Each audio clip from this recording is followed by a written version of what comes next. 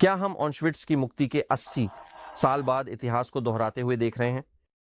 Israel से shalom, मैं Hanan Naftali हूं, मध्य पूर्व से नवीनतम अपडेट के साथ। और मुझे बताने दो, ये व्यक्तिगत है।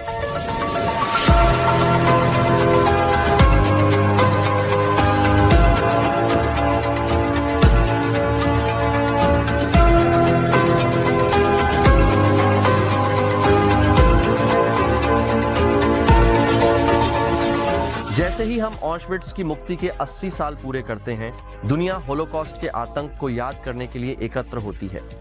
लेकिन इस साल का अनुभव अलग सा लगता है ना? क्योंकि स्मृति समारोहों में यहूदी नेता केवल बचे लोगों की यादों को संरक्षित करने के बारे में चिंतित नहीं है, बल्कि बढ़ते एंटी सेमिटिज्म की लहर के बारे में भी चिंतित है। वे गलत नहीं है। हमास के 7 अक्टूबर के नरसंहार के बाद यहूदी लोगों के खिलाफ वैश्विक स्तर पर खुला मौसम चल रहा है।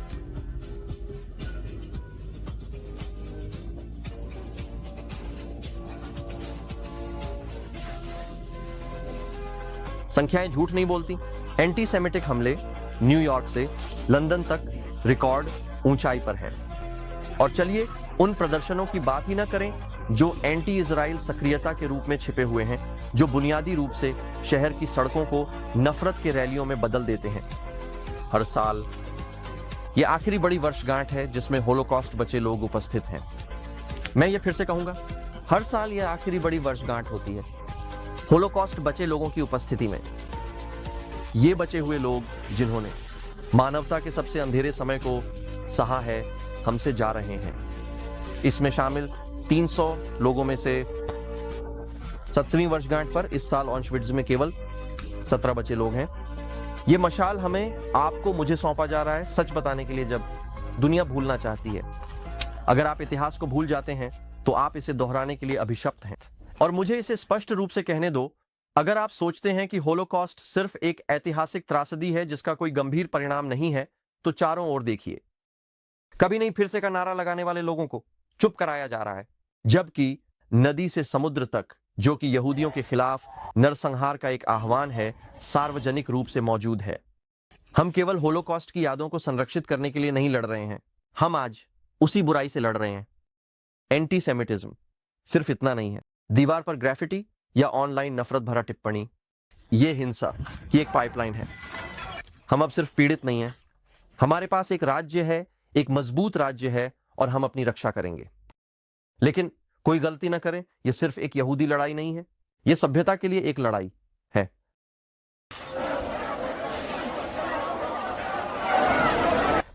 अब मैं गाजा और बंधक स्थिति के बारे में बात करना चाहता हूं।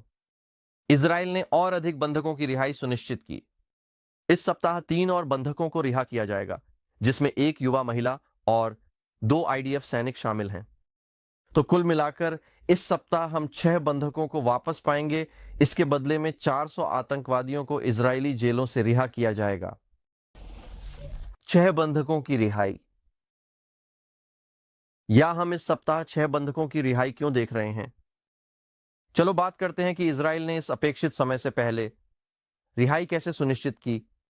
तो बंधक सौदे के अनुसार पहले रिहा होने वाले जीवित महिला नागरिक हैं और फिर महिला सैनिक।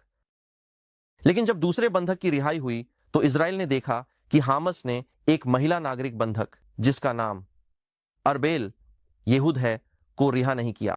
आप एक व्यक्ति हैं जो अर्बिल का इंतजार कर रहा है। सभी लोग अकेले अर्बिल का इंतजार कर रहे हैं। अर्बिल रात के बीच में सड़क पर सो रही है। अर्बेल येहूद को इस्लामिक जिहादी ने रखा था, हामस ने नहीं, जो शायद उनके उसे रिहा न करने का कारण बना। लेकिन इजराइल खेल नहीं खेल रहा है। कहा गया यह समझौते का उल्लंघन है, यह समझौते का उल्लंघन है। इजरायली सेना अर्बेल की रिहाई तक नहीं हटेगी। अर्बेल की रिहाई सुनिश्चित करने तक नेटजारिम कॉरिडोर से नहीं हटेंगे। यह एक नागरिक महिला बंधक है।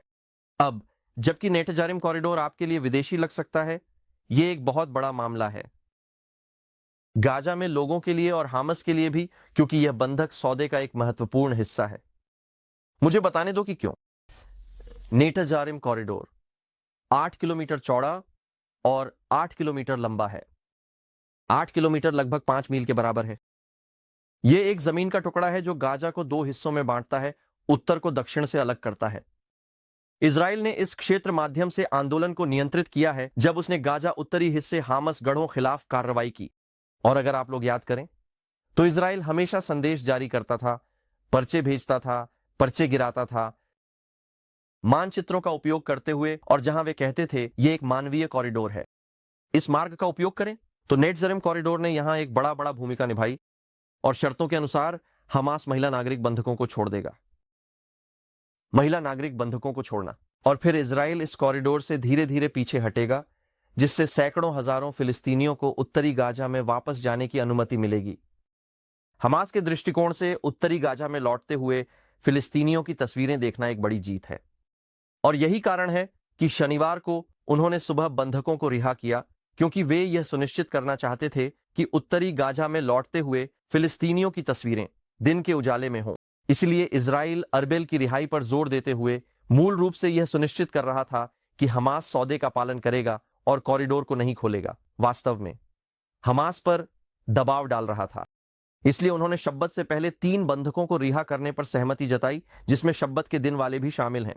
तो आप जानते हैं, यह उल्लेख करना महत्वपूर्ण है कि फिर भी हमास बार बार समझौते का उल्लंघन कर रहा है। उन्होंने पहले रिहाई को टाल दिया है, वे दूसरे को भी टालना चाहते थे, भ्रामक जानकारी प्रदान की और अपने सामान्य प्रचार प्रयासों को जारी रखा।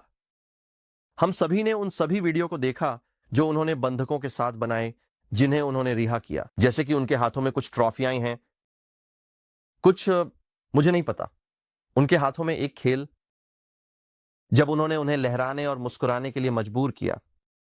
चलो यह ना भूलें कि हम किससे निपट रहे हैं, हमास। कोई ऐसा तर्क संगत अभिनेता नहीं है जो शांति या मानवता के मुद्दों में रुचि रखता हो। वे एक आतंकवादी संगठन है। वे इस सौदे में शामिल होने का एकमात्र कारण यह है कि उन्हें दबाव महसूस हो रहा है।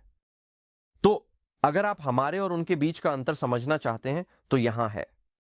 जब हम आतंकवादियों को रिहा कर रहे हैं, दुर्भाग्यवश अपने लोगों को वापस लाने के लिए कोई भी पीछे नहीं रहना चाहिए। हमास हत्या का जश्न मनाता है, और यहां तक कि फिलिस्तीनी नागरिकों ने इजरायली नागरिकों के अपहरण का जश्न मनाया।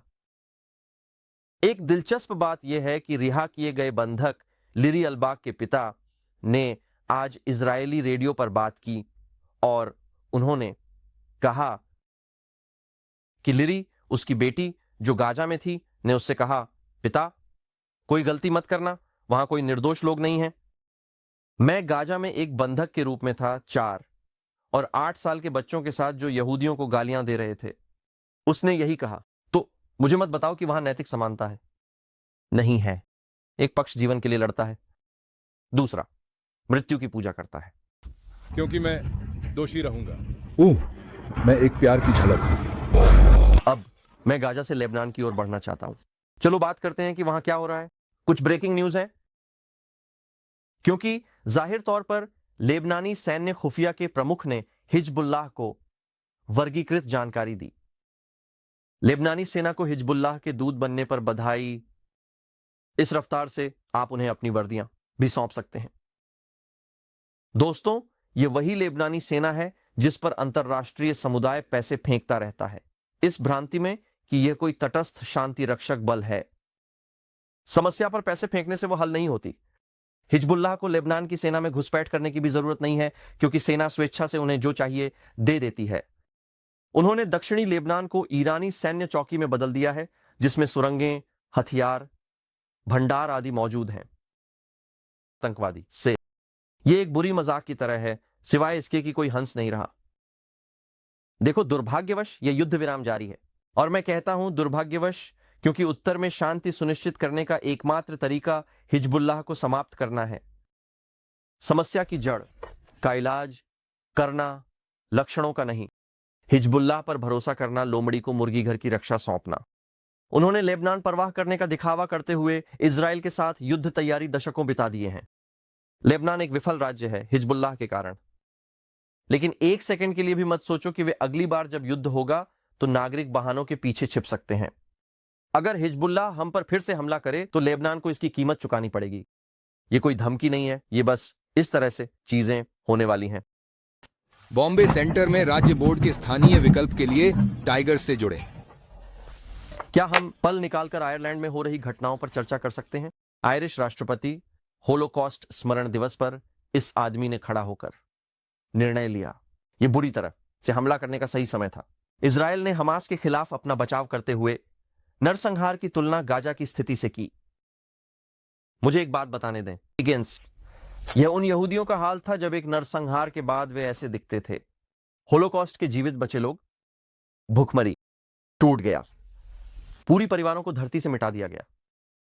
अब चलो गाजा में फिलिस्तीनियों को देखते हैं, उसके बाद जो आप नरसंहार कहने की हिम्मत करते हैं।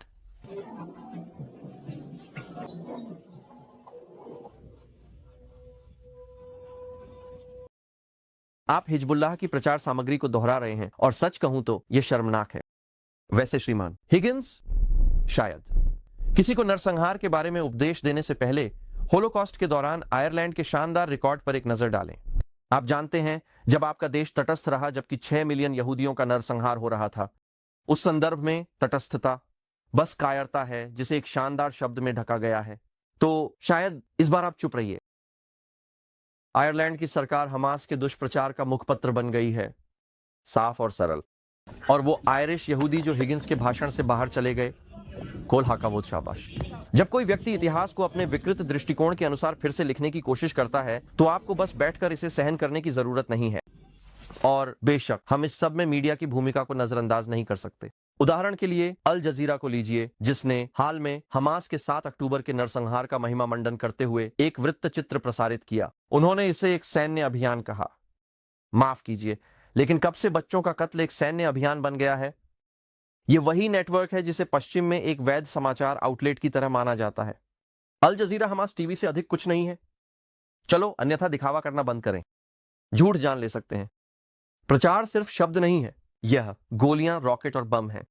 मीडिया की एक जिम्मेदारी है और जो लोग नफरत फैलाते हैं वे इसके परिणामों में भागीदार होते हैं। दोस्तों, यह स्पष्ट है कि हम महत्वपूर्ण समय में जी रहे हैं। होलोकॉस्ट इतिहास से एक चेतावनी थी, लेकिन बहुत से लोगों ने इसे नजरअंदाज करने का चुनाव किया।